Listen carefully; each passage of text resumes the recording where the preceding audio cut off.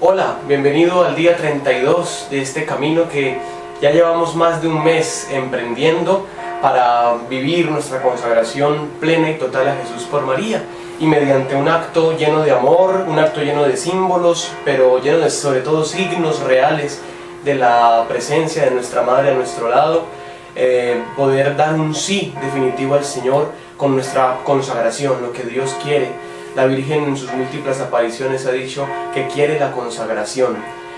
No esas consagraciones a veces tan diplomáticas que se hacen, o esas consagraciones que quedan solamente en cosas superfluas, no, sino una consagración total, una consagración del corazón, consagración de todo nuestro ser a Dios, para que como en ella y como en todos aquellos que la han imitado a ella, Dios no empiece a ser un simple pedacito al que se le reserva algo.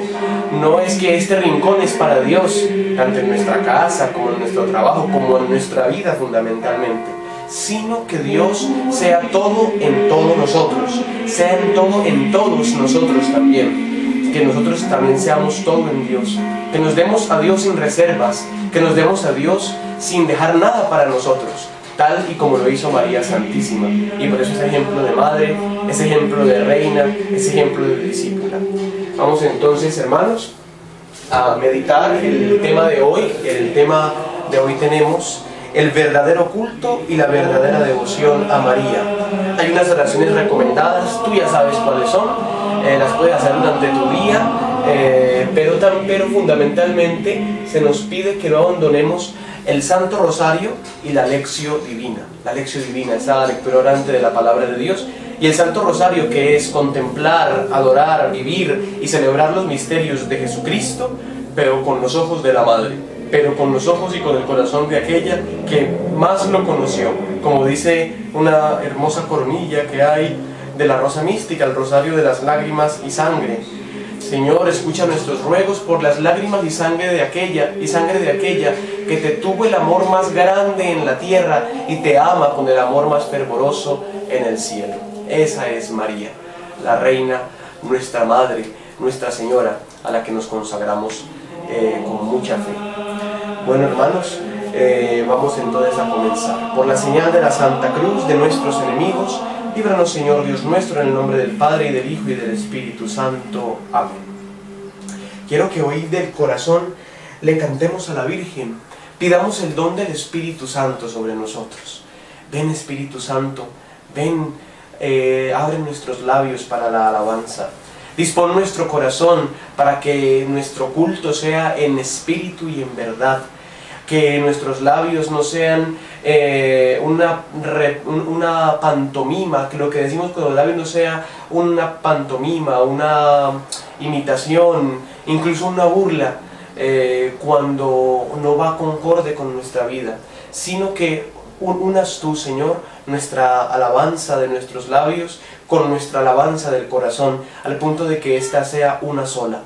Que cada acto inconsciente, Señor, de nosotros mismos sea alabanza para ti. Que podamos vivir para ti como María Santísima. Somos tuyos, Señor. Somos tuyos, Espíritu Santo, porque tú nos consagras. Somos tuyos, Espíritu Santo, porque Dios hace maravillas en nosotros. Y las maravillas, las que hizo en María, las que ha hecho en toda la historia con los santos, con la Iglesia, en el mundo. Y las maravillas que ha hecho en nuestra propia existencia, en nuestro propio camino, en nuestra familia. Nos unimos a toda esa alabanza, Señor, porque verdaderamente has hecho obras grandes. Por eso queremos alabarte cantándole a María, siguiendo aquello que dijo ella, bienaventurada me llamarán todas las generaciones. Pero también poder cantar a Jesús a través de ella, poder cantar al Padre, al Hijo y al Espíritu Santo con su mismo cántico de alabanza. Mi alma alaba al Señor, y mi espíritu se alegra en su presencia, porque el que es grande, maravillas ha hecho en mí, es santo su nombre. Dios te salve María, llena eres de gracia, el Señor es contigo, bendita tú eres entre todas las mujeres, y bendito es el fruto de tu vientre, Jesús. Santa María, Madre de Dios, ruega por nosotros pecadores, ahora y en la hora de nuestra muerte. Amén. Bueno, ¿qué caracteriza, a mi entender, una falsa devoción o falsa relación con la Santísima Virgen María? Segunda pregunta, ¿una verdadera relación con la Virgen a qué conduce al cristiano? Recordemos, la palabra religión viene de religare, ¿no? Ese unir, ese ligar, ese relacionarnos con Dios. A veces nuestros actos están llenos de una falsa religiosidad.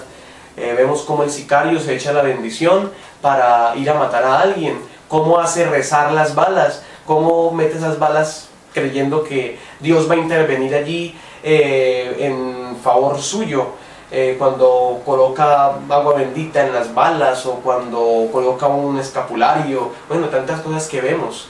Cómo hay personas que tienen amuletos y creen que el rosario es un amuleto. Yo coloco esto aquí para que me vaya bien, pero el rosario no lo rezan nunca. ¿Cuántas personas hay que tienen un rosario amarrado al pie o una medalla por allá guardada en el pie? ¿Qué es eso? Como si fueran estos signos que sabemos que no vienen de Dios, y si sabemos que no vienen de Dios, sabemos entonces de quién vienen, del demonio.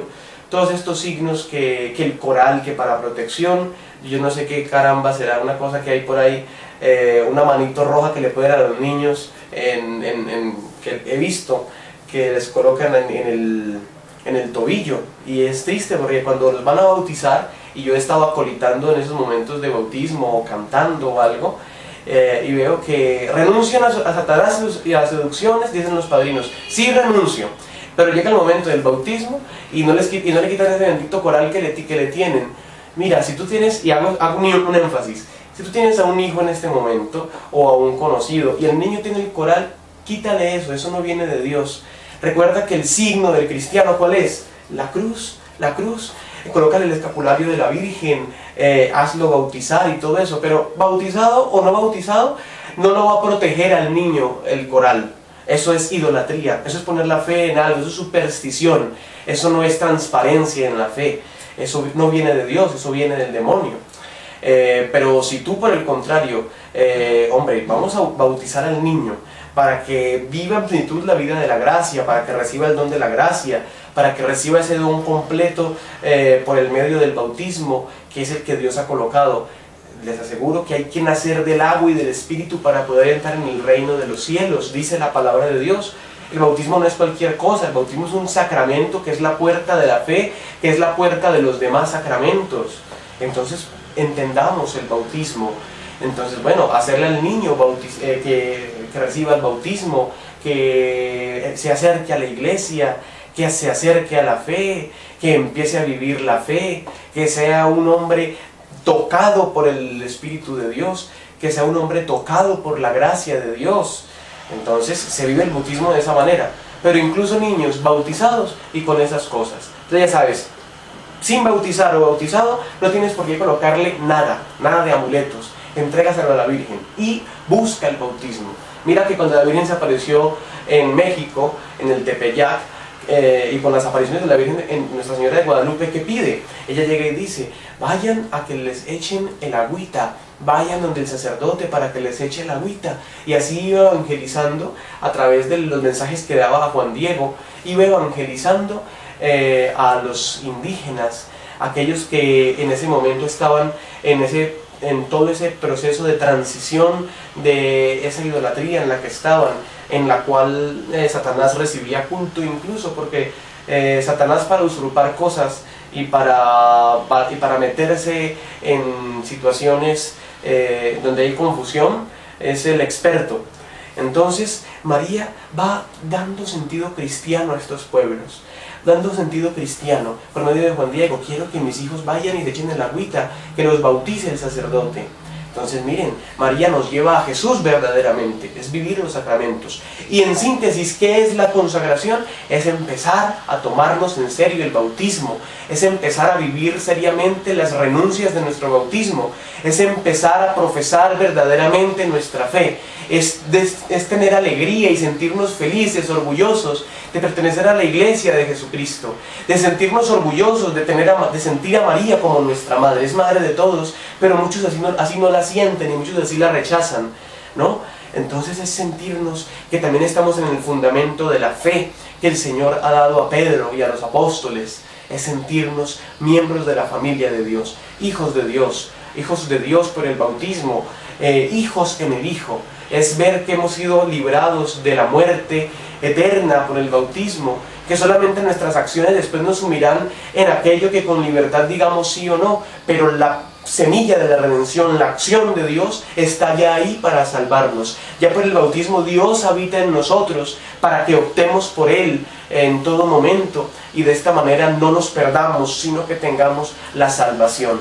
El bautismo nos hace pasar de ser solo criaturas y de ser solamente hombres, que es una dignidad inmensa, y que Jesús entregó por todos los hombres. No vas a creer entonces, como en algún momento se pensó, que el que no es bautizado entonces es como un animalito. No es así. Es un ser humano, es también partícipe de la filiación divina, es decir, también es hijo de Dios, pero el bautismo le hace entrar completamente en el misterio. El bautismo es la celebración de ese misterio. El bautismo es cuando es aceptado sacramentalmente, verdaderamente en el misterio de Dios. Es decir, comenzaste a ser hijo de Dios, fuiste una criatura nueva, naciste del agua y del Espíritu. ¿Cuándo? En el día de tu bautismo. Así que no sean como algunos que lo bauticen cuando tenga 30 años como Jesús. Es que Jesús no tenía pecado, y Jesús, ese bautismo no es para librarse del pecado original ni para hacerse hijo de Dios, ¿no? Ese bautismo del Señor es para mostrar un signo de que ya comienza su vida pública a los 30 años, de que ya debe ir donde aquel que es su precursor a anunciar y a que se manifieste el signo de que Jesucristo es el ungido del Padre, lleno del Espíritu Santo, que, como dice la profecía de Isaías, viene a dar la vista a los ciegos, el oído a los sordos, que viene a resucitar muertos, que viene sobre todo también a anunciar el año de gracia del Señor, el tiempo de Dios. Entonces esa es la función de Jesús, y eso es lo que Él hace, y allí nos da ejemplo para que vayamos al verdadero bautismo, que no es el bautismo de Juan, ese es un bautismo de conversión, ese es un signo penitencial. El bautismo nuestro es aquel que nos incorpora en Jesucristo, aquel que nos hace hijos de Dios, miembros del cuerpo de Cristo, hijos de la iglesia, que nos hace empezar a vivir la nueva vida de Dios, la nueva vida del Espíritu, la vida de la gracia. La gracia santificante es infundida en ese momento sobre nosotros. Entonces, ¿qué éramos antes de haber sido bautizados? Seres humanos, criaturas predilectas de Dios. Y ya estaba en nosotros el don mismo de saber que Dios puede salvar por caminos que aún no conocemos. Es decir, no desesperarnos de la salvación de aquellos que de pronto no han podido recibir el bautismo. Orar sí por ellos, y hay unos grupos que recomiendan lo que me parece interesante. Por ejemplo, para los niños que han sido abortados, hacer un acto de oración y decir, como nosotros, como fieles laicos, podemos hacerlo. Decir, Señor, a los niños yo los bautizo con el nombre de José o de Jesús. Entonces podemos decir, niños, los bautizo Jesús, o los bautizo José en el nombre del Padre, del Hijo y del Espíritu Santo. Es un bautismo de deseo que aplicamos para ellos. Y a las niñas, por ejemplo, las bautizo con el nombre de María, y de esta manera también yo te bautizo, María, en el nombre del Padre, y del Hijo y del Espíritu Santo, sin el signo visible como tal, tangible, sensible del agua, pero sí con la intención, un bautismo de deseo, y pedir de esa manera la misericordia de Dios para esos niños, para que sean incorporados en el bautismo.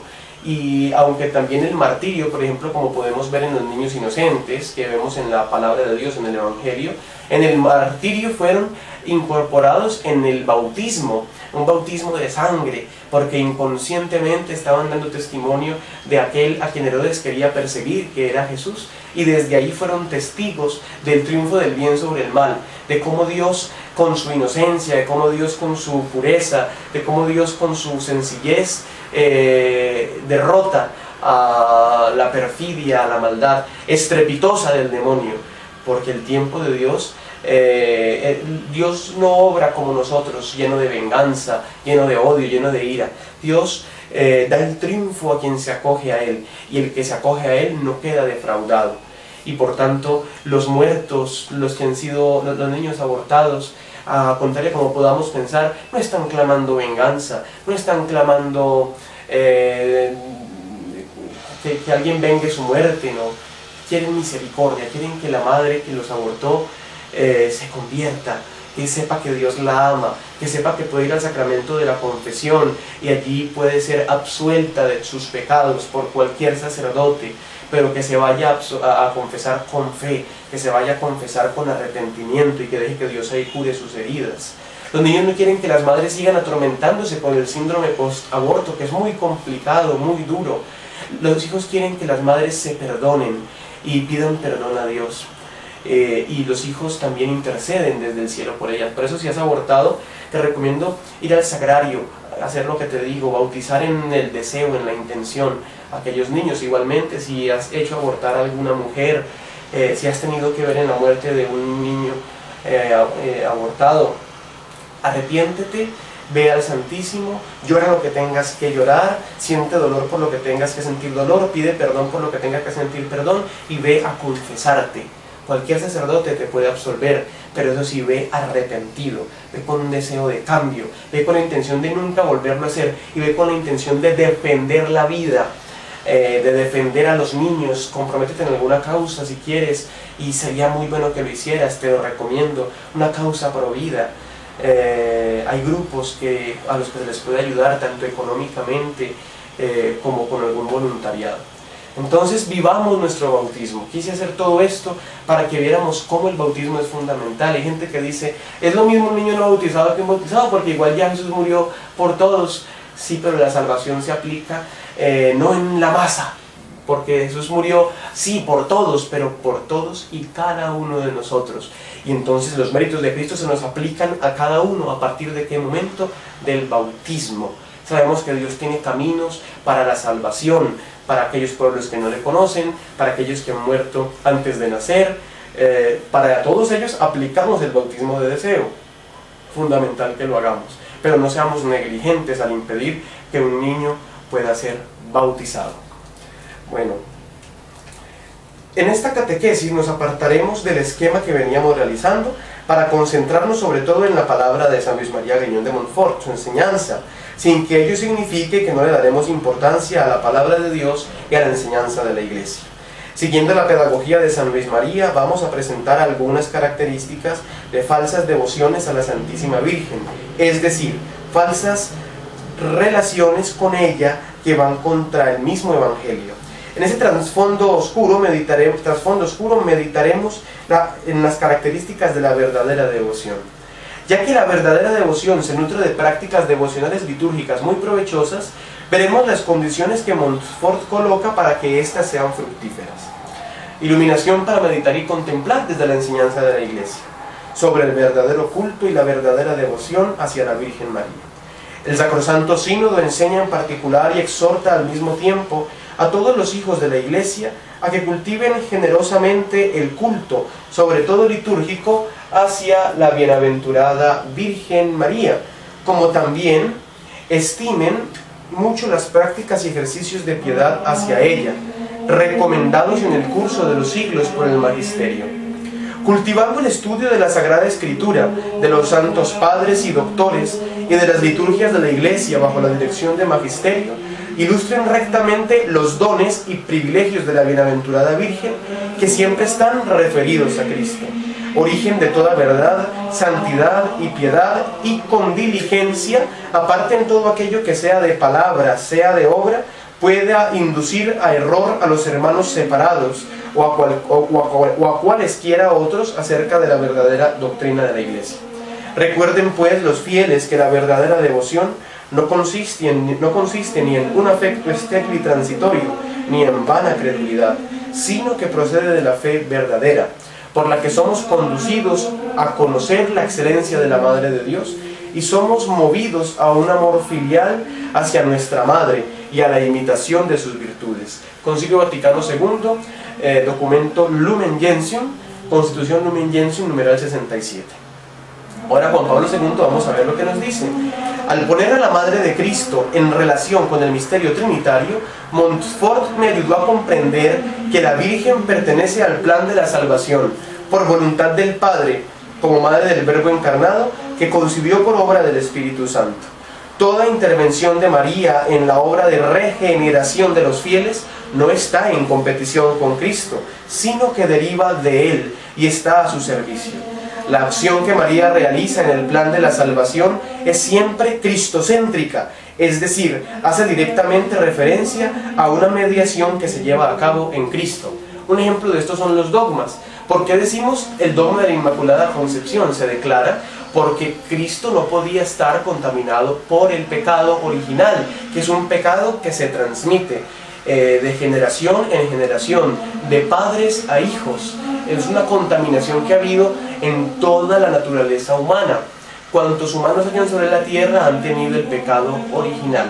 Pero como es un pecado que se transmite, no es un pecado que se comete, sino que se transmite, Jesús no podía tenerlo. Entonces, por simple lógica, ¿cómo es Jesús librado del pecado original? Porque María es preservada, es separada por Dios, es preparada, y ella no es concebida con el pecado original. Es decir, en María no hay ni esto de pecado, no hay nada, no hay sombra, no hay nada de pecado. La Santísima Virgen María es pura, es inmaculada, ¿no? La Inmaculada Concepción. Entonces, si decimos que María es inmaculada, es porque Cristo es inmaculado, y Cristo debía venir de la que es inmaculada.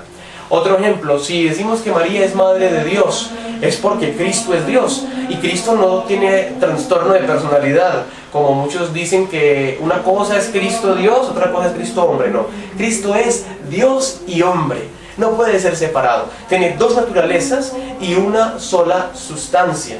Es decir, Jesucristo es una sola persona, dos naturalezas en una sola persona, naturaleza humana, naturaleza divina, pero en una sola persona, que se hace hombre, y es la segunda persona de la Santísima Trinidad. Entonces María no es madre de medio Cristo, no, es madre de Cristo completamente, porque esas maternidades raras en esencia no existen. Entender la maternidad tal y como es. Entonces María es madre de Dios, porque Cristo es Dios, María, madre de Dios. De hecho, Jesús quiere decir Dios salva. Bueno, hermanos, otro ejemplo, otro dogma que se habla, el dogma de la Asunción. María, al no tener pecado original, en consecuencia de lo que ya hemos dicho, y habiendo sido preservada de pecado original, o sea, no librada, no le quitaron el pecado original, no, nunca lo tuvo, nunca lo tuvo. Imagínense la psicología de María, imagínense la mente y los afectos de María, no como los nuestros que han sido heridos por el pecado, los de María no. Entonces miren ustedes, los de María dan unos afectos inmaculados, un corazón limpio, el corazón que Dios preparó, el corazón del que Dios se enamoró, y el corazón del que Dios se arriesgó todo para esperar un sí de la voluntad de María. Y María en generosidad, y María movida por el Espíritu Santo, que en ella se movía con toda la plenitud y con todo el poder, le dice: hágase en mí según tu palabra. Entonces, hablando del dogma de la Asunción, ella que estaba concebida sin pecado, que no tenía por qué soportar las consecuencias del pecado, que son la muerte y la corrupción, pues bueno, su cuerpo no podía quedar como el nuestro, que apenas muramos, este cuerpo se descompone, en este cuerpo empiezan a haber unos cambios, en este cuerpo empiezan a haber situaciones complejas, ¿no? En María no. Entonces María es llevada al cielo, no sube por su propia virtud, no, es llevada por los ángeles y por voluntad de Dios, es asunta al cielo por el Padre, por el Hijo y por el Espíritu Santo, en un acto de sublime y eterno poder, es llevada al cielo, en cuerpo y alma. Y así vemos todos los dogmas marianos, el dogma de la perpetua virginidad. Se habla de la profecía: miren, la Virgen está encinta y concebirá y dará a luz un hijo, y le pondrá por nombre Emmanuel, que significa Dios con nosotros. Entonces miremos todo esto, las profecías se cumplen en María, y purísima debía de ser, y por tanto vive un matrimonio con José en el que no hay relaciones sexuales. Es un matrimonio con una vocación concreta, que es la de sacar adelante a Jesucristo, al autor de la vida. Cristo habita en María como en un sagrario. Ella le enseñó a caminar, le enseñó a hablar, le enseñó a todo. Es la misión de la Sagrada Familia. y ellos conociendo esa misión y conociendo cómo Dios reserva para sí, y eso lo podemos ver en el Antiguo y Nuevo Testamento. Dios reserva para sí, Dios consagra, Dios da signos patentes de que es Él el que está, en la medida en que está en algo o en alguien, en la medida en que esto es puro, esto es intachable, esto viene a ser algo que no es manoseado, que no es utilizado por nada, es decir, algo que es exclusivo para Dios. Por todo esto, el dogma de la virginidad de María. Te recomiendo profundizar en los dogmas, busca dogmas marianos y vas a ver que todos los dogmas son por Cristo, con Cristo y en Cristo. Bueno, hermanos, veamos aquí. En la enseñanza de San Luis María, aquí se nos da un presupuesto, leer el Tratado de la Verdadera Devoción número 91. En esta edición es la página 374. Aquí está, leamos el número 91. Es por ello importantísimo conocer las falsas devociones para evitarlas y la verdadera para abrazarla. Conocer cuál es entre las diferentes formas de devoción verdadera a la Santísima Virgen la más perfecta, la más agradable a María, la más gloriosa para Dios y la más eficaz para nuestra santificación, a fin de optar por ella. Entonces, paso al 92, se habla de, dice él, hay a mi parecer 7 clases de falsos devotos y falsas devociones a la Santísima Virgen, a saber, los devotos críticos, los devotos escrupulosos, los devotos exteriores, los devotos presuntuosos, los devotos inconstantes, los devotos hipócritas, los devotos interesados. Y pues se nos alargaría mucho el tema de hoy y quiero que lo hagas en tu casa y tomes nota para ver lo que tienes que evitar. Si estás en una de esas casillas, posiblemente yo también esté en una de esas, o en varias incluso, es empezar a trabajarlo, es empezar a comprometernos, es ir al sacramento de la confesión con fe, con arrepentimiento y decir, bueno Señor, borrón y cuenta nueva, tú haces una maravilla, tú no solamente borras, tú arrancas la página, Señor, y tú haces nuevas todas las cosas. Entonces empezar a caminar en una verdadera devoción, una devoción que no sea solamente de esto, sino que sea de corazón, que sea de los actos. Hay gente que habla de María, pero cuando le hablan de misión, y misión no hablo solamente de ir a África, sino de dar testimonio, de hablar a los demás de Jesucristo. Ay no, un momentico, es que María fue misionera. ¿Y cómo fue misionera? Porque llevó, estando embarazada de Cristo, fue misionera y servidora.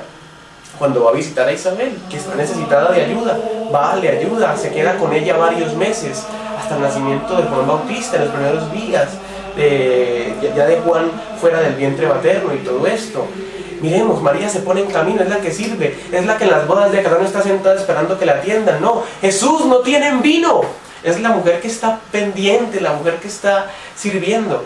Y entonces a veces la devoción de nosotros, que todo me lo hagan, que para todo me sirvan, que todo lo hagan y no hacemos nada, eso no es una devoción a la Virgen. Entonces ahí vamos viendo todo esto, te invito a que lo mires, desde el número 92 al 104, busca en internet, te invito, por favor, puedes buscar Tratado de la Verdadera Devoción a María Santísima, San Luis María Griñón de Montfort. Hay dos padres montfortianos, unas páginas que no recuerdo muy bien en este momento, pero creo que son las primeras que te arroja el buscador. Está la obra de San Luis María, ahí puedes buscar los numerales, del 92 al 104. Me gustaría que leyeras desde el numeral 90 hasta el 104 y en adelante. Si te puedes leer el libro, maravilloso, me parecería fantástico, perfecto. Bueno, vemos aquí también las características de la verdadera devoción y del verdadero culto a María. Después de haber desenmascarado y reprobado las falsas devociones a la Santísima Virgen, conviene presentar en pocas palabras la verdadera. Entonces eso lo puedes leer desde el numeral 105 al 110. Quiero que lo leas, quiero que puedas formarte, que te puedas preparar. No hay consagración sin preparación. Eso quedaría mal hecho si no nos preparamos y no sería una auténtica consagración. Hay que abrir el corazón, pero hay que dejar que Dios nos vaya mostrando su verdad, se nos vaya revelando. Por eso hemos hecho todo este camino. Bueno, hermanos, amigos, entonces miremos esto del 32, en este día 32, perdón, puedes leer Tratado de la Verdadera Devoción, numerales del 105 al 110. En esta edición es la página 383. Lo puedes leer. Entonces quiero decirte, después de haber desenmascarado y reprobado las falsas devociones a la Santísima Virgen, conviene presentar en pocas palabras la verdadera. Esta es interior, tierna, santa, constante y desinteresada. ¿Cómo debe ser nuestra verdadera devoción? Allí vas viendo en los numerales también, desde el 105 al 110, son corticos, vas viendo cómo es la verdadera devoción. Pero entonces mira bien, interior, tierna, santa, constante y desinteresada. Por favor, léelo para poder consagrarnos ya el día de mañana. Entonces esa es la tarea. Hoy sí hay tarea bastante comprometida. Entonces, por favor, leer las falsas devociones y leer las verdaderas devociones, o sea, los verdaderos aspectos de la falsa devoción y los verdaderos aspectos de la verdadera devoción. Bueno, confío en ti, confío en que lo vas a hacer, porque el compromiso no es conmigo. Yo ni te conozco físicamente, únicamente algunos que me han escrito por ahí, pues les he respondido, pero ella sí te conoce y no te va a pegar, no, pero ella quiere que te prepares, ella quiere que te consagres plena y conscientemente a ella. Bien, entonces vamos a ver diversas prácticas de devoción a María. En el capítulo 4 del Tratado de la Verdadera Devoción, Montfort enuncia diversas prácticas que él llama interiores y otras exteriores de devoción a María. Nos limitamos a enunciar algunas que expresan sabiamente los medios para cultivarla. Para San Luis María, como sabio pedagogo, los medios son muy importantes. La verdadera devoción a la Santísima Virgen puede expresarse interiormente de diversas maneras. He aquí en resumen las principales. Le he tratado la verdadera devoción número 115. Vamos a leerlo un momentico a ver qué dice por acá. Número 115, en esta edición es la página 388. La verdadera devoción a la Santísima Virgen puede expresarse interiormente de diversas maneras. He aquí en resumen las principales. 1.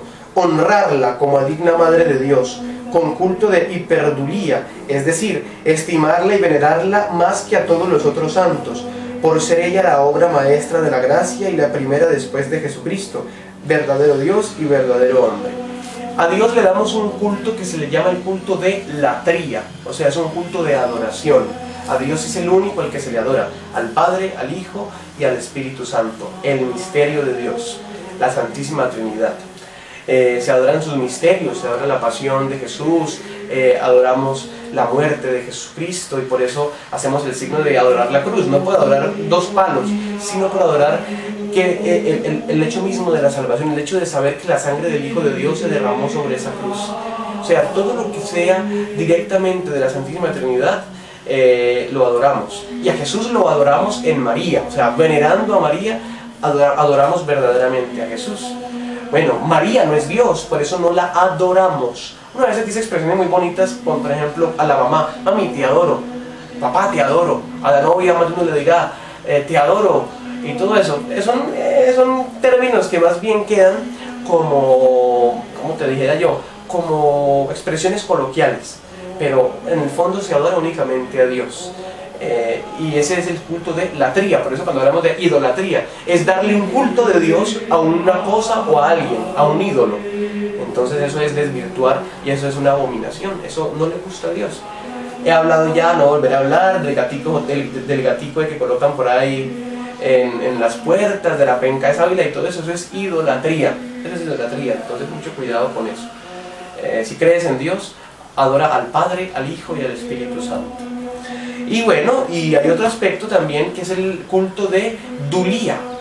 Dulía es el culto que le damos a los santos, no los adoramos, los veneramos, es decir, reconocemos sus virtudes, queremos imitarlos y les hacemos un reconocimiento por lo que Dios hizo en ellos.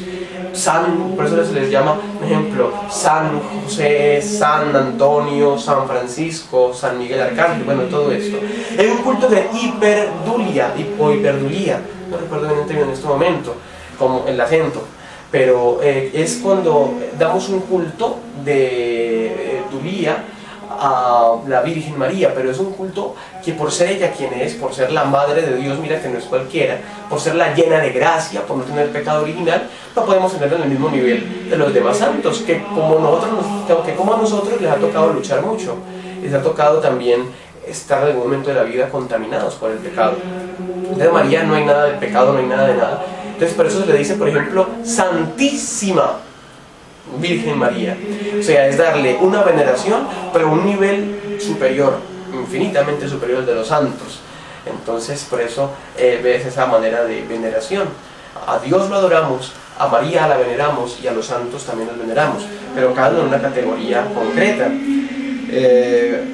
A María y a los santos en categorías distintas, pero todas esas categorías en el misterio de Dios, unidas, resumidas y conjugadas en el misterio de Dios. Entonces vemos aquí las prácticas: honrarla como a digna Madre de Dios con culto de hiperdulía, y si hay tilde, entonces sí es con tilde hiperdulía, perdón.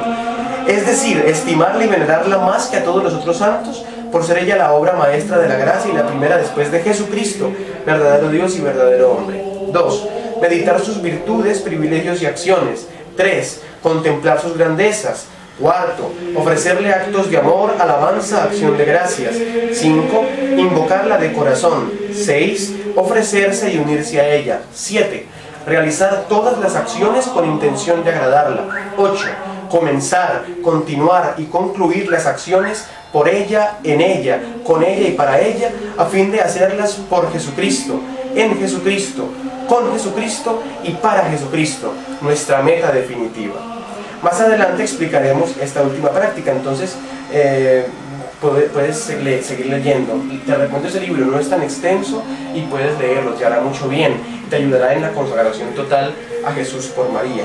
Tratado de la verdadera devoción de San Luis María, de la Santísima Virgen María, una obra de San Luis María Griñón de Montfort. Condiciones para que estas devociones sean medios de santificación está en el numeral 117. Quiero que lo leas. Aquí se habla que haya una buena y recta intención de agradar a Dios, solo unirse a Jesucristo, nuestra meta final, y edificar al prójimo. Una segunda, con atención, sin distracciones voluntarias. Una tercera, con devoción, sin precipitación ni negligencia. Una cuarta, con modestia y con postura corporal respetuosa y edificante. Esto es el numeral 117. Acá se habla: existen muchas formas de verdadera devoción de la Santísima Virgen María, inspiradas por el Espíritu Santo a las personas santas y que son muy eficaces para la santificación. Pueden leerse en extenso en El Paraíso Abierto a Filagia, compuesto por el reverendo padre Pablo Barri, sacerdote jesuita, quien ha recopilado en esta obra gran número de devociones practicadas por los santos en honor de la Santísima Virgen. Estas devociones constituyen maravillosos medios de santificación siempre que se hagan con las debidas disposiciones. Ya dijimos 4 de esas disposiciones. Bueno, acá hay unos pie de página. Se dice: los padres del Concilio Vaticano II recuerdan y aprueban las devociones marianas reconocidas por la Iglesia. Ver Lumen Gentium, numeral 66. Y también vemos que San Luis María Griñón de Montfort recuerda las condiciones con las cuales las prácticas exteriores de devoción a María se hacen santificadoras. Estas orientaciones son muy importantes para hacer bien las oraciones vocales, devocionales o litúrgicas. La preparación será siempre clave de éxito para una buena ejecución. Bueno, hermanos, un resumen para orar y comprometernos. Una verdadera devoción a María debe estar fundada en la revelación cristiana, por tanto, en el Evangelio y en las enseñanzas de la Iglesia en su tradición. Por ello es tan importante estudiar y meditar lo que la Biblia nos dice de María y los documentos que la Iglesia ha publicado para ilustrarnos y orientarnos sobre el culto verdadero y la verdadera devoción a la Madre de Dios y Madre nuestra. Igualmente la lectura constante del Tratado de la verdadera devoción y el secreto de María de San Luis María Griñón de Montfort. La auténtica devoción a María lleva a la conversión y a dejarse transformar por la palabra de Dios bajo la fuerza del Espíritu Santo.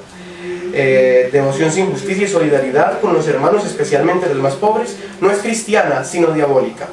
La auténtica devoción debe ser constante y santa, que lleva a imitar las principales virtudes de la Santísima Virgen María. Una auténtica devoción a ella incluye también una relación de ternura filial y cariño que lleva a varias manifestaciones, incluso externas de amor, como las miradas frecuentes y los besos. Para realizar bien los ejercicios de piedad como la coronilla, el rosario, el ángelus, el magníficat y las acciones litúrgicas como las eucaristías en honor de la Virgen, liturgias de la palabra en las fiestas marianas, se requiere estar atento a unas condiciones especiales y prácticas de preparación y ejecución para no caer en la rutina estéril y cansona. Sirve mucho contemplar gradualmente y por algún tiempo a María en algún misterio y desde una virtud especial, que nos esforzamos por adquirir y pedirle al Señor una tierna y verdadera devoción a nuestra Madre querida. Pidámosle a ella que nos proteja, que nos custodie con su manto.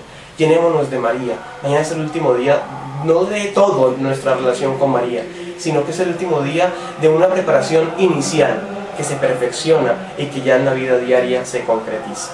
Dulce Madre, no te alejes, tu vista de nosotros no apartes. Ven con nosotros a todas partes y solos nunca nos dejes. Y ya que nos amas tanto como verdadera Madre que eres, haz que nos bendiga el Padre, el Hijo y el Espíritu Santo. Amén. Nos vemos mañana, el último día, la consagración. Nos vemos mañana. Dios te bendiga.